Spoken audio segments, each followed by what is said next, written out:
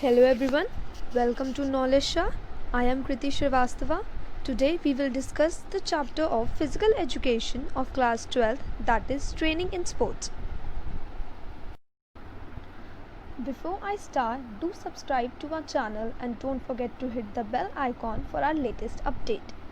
Apart from that, we also provide classes to 8th to 12th of all subjects and also specific classes from class 9th to 12th. These classes is available in both online and offline both. And for more information, contact us on WhatsApp number 9868771960. So now start the chapter by knowing the meaning of it. What does training means? Training is a process of preparing an individual for any event, activity or job.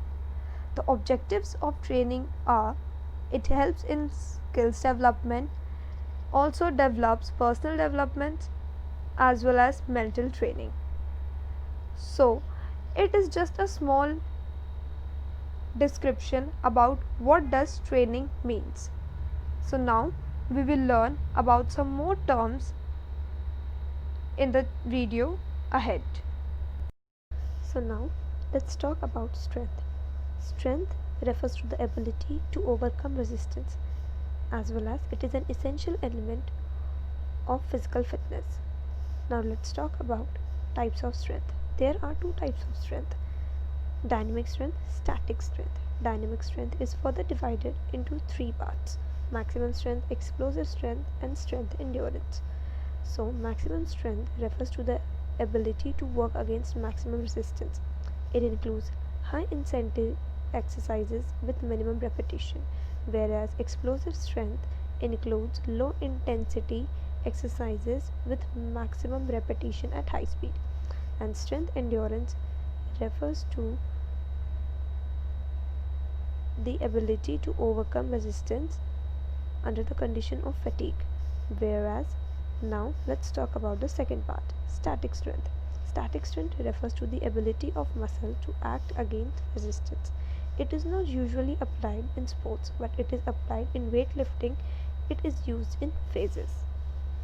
So after knowing the types, we will know the methods of improving strength. There are total 3 methods of improving strength: isometric exercises, isotonic exercises, and isokinetic exercises. So, isometric exercises includes those exercises which are not visible. There is no direct movement. These exercises can be used for strength training. The best part about these exercises is that it can be performed by an injured person also. Now let's talk about isotonic exercises. These exercises are visible. Movement in these exercises are clearly visible. Muscles in these exercises become flexible, whereas isotonic exercises are those exercises which are performed specially on design machines. These exercises help in improvement of explosive strength and strength endurance. Now students, let's talk about endurance. What does endurance means? It is the ability to do sports movement with the desired quality and speed under the condition of fatigue. So basically endurance का मतलब होता है कि हम किसी भी sports movement को किस डिज़ायर्ड क्वालिटी के साथ कर पा रहे हैं और कितनी देर तक कर पा रहे हैं ताकि हम एंड में थके नहीं. एंड्योरेंस एक बहुत ही इम्पॉर्टेंट टॉपिक है from the examination point of view. So please students इसको ध्यान से समझें ताकि आप इससे रिलेटेड क्वेश्चंस अपने पेपर में ईजिली क्रैक कर पाएँ. क्वेश्चंस ऑलमोस्ट डायरेक्ट पूछे जाते हैं फिजिकल एजुकेशन के पेपर में, so you need not to worry about it. You just need to mug up things properly so that you can jot it down in your answer sheets. So now हम अब types of endurance के बारे में बात करेंगे in our next slide. So here are the types of endurance.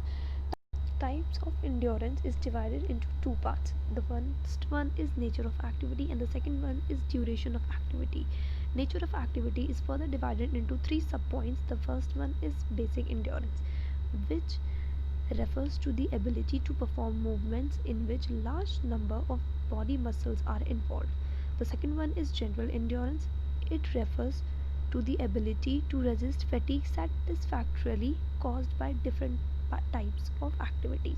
And the third one is specific endurance, which refers to the ability to resist fatigue caused by a specific or a particular sports activity.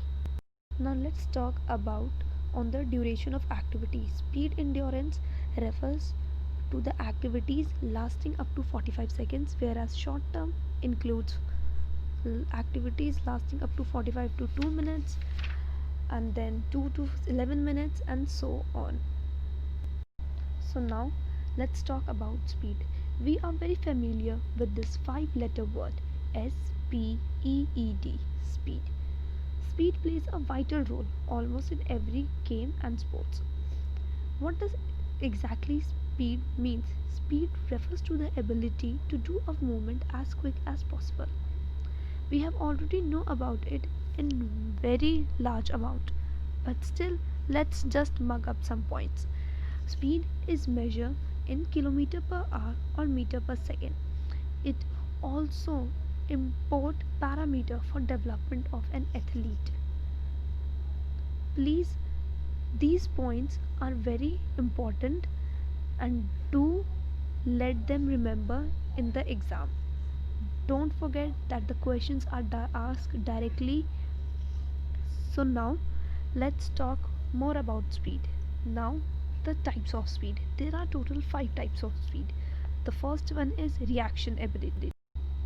It is the ability to respond to a given stimulus as quick as possible. The second one is acceleration speed or acceleration ability. It refers to the ability to increase speed from minimum to maximum. Now the third one is movement ability. It refers to the ability to do a single movement in the minimum time. The fourth one is locomotor ability. It is defined as the ability to maintain maximum speed of locomotion over a period of time as far as possible. And the last one is speed endurance. Speed endurance refers to the ability to do sports movements with high speed under the condition of fatigue. So these are the 5 types of speeds mentioned in your book, and as well as very important.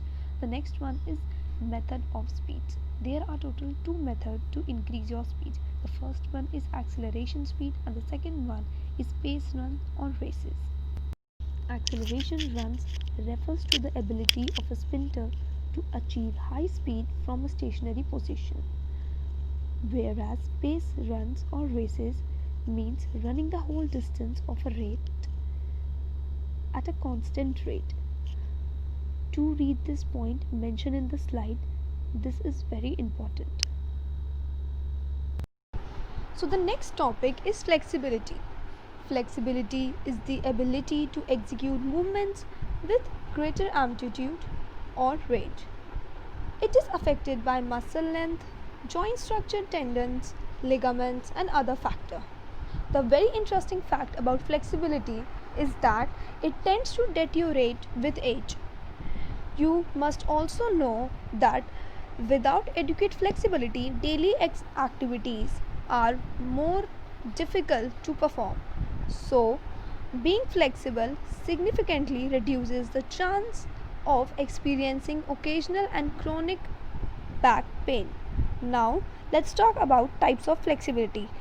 Flexibility is divided into 2 parts: passive flexibility and active flexibility.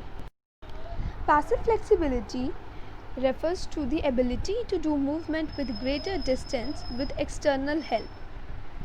For example, exercising with the help of a partner, whereas active flexibility is the ability to do movement for a longer distance without external help.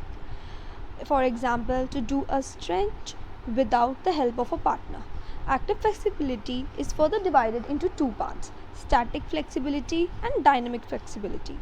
Static flexibility is required usually by a sports person when he or she remains in a static position, whereas dynamic flexibility is needed for doing movements with greater distance when an individual is in motion.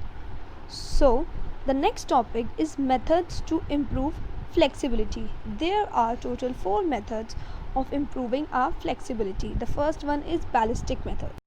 This method involves jerks in movement. The second one is static stretching method. This method involves gradually easing into the stretch position and holding the position.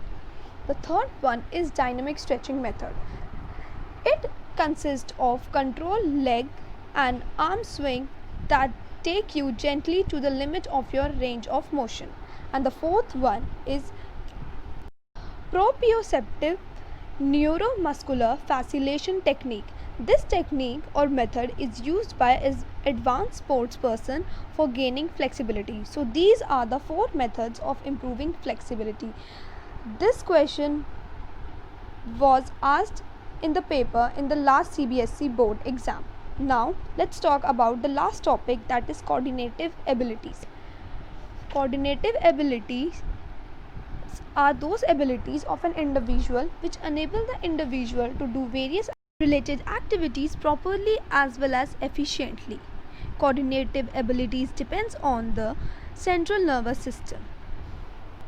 So students, this is the last topic of this chapter, and this topic holds a very important or a vital role from the examination point of view. So do learn this topic very thoroughly, because questions from these topics are asked directly in the paper. Now, types of coordinative ability. The first one is orientation ability. It refers to the ability of a person to adjust himself as per the time, condition of place. The second one is reaction ability. It refers to the ability to react against a signal. Now the third one is balance ability. It is the ability to maintain balance during the complete body movements and to regain balance quickly after the balance disturbing movements. The fourth one is rhythm ability. It is the ability to absorb or perceive the rhythm of a movement and to do the movements with the required rhythm. The fifth one is adaptive ability. It is the ability to adjust or change the movement effectively on the basis of changes or anticipated changes in the situation. Is differentiation ability. It is the ability to achieve a high degree of accuracy. So students, here the topic ends. Your chapter is finished. Please give a thorough reading to your textbook so that the concept gets more clear and you can easily crack the questions in your examination. Thank you everyone. I will be back with some more another interesting videos. Till then, goodbye.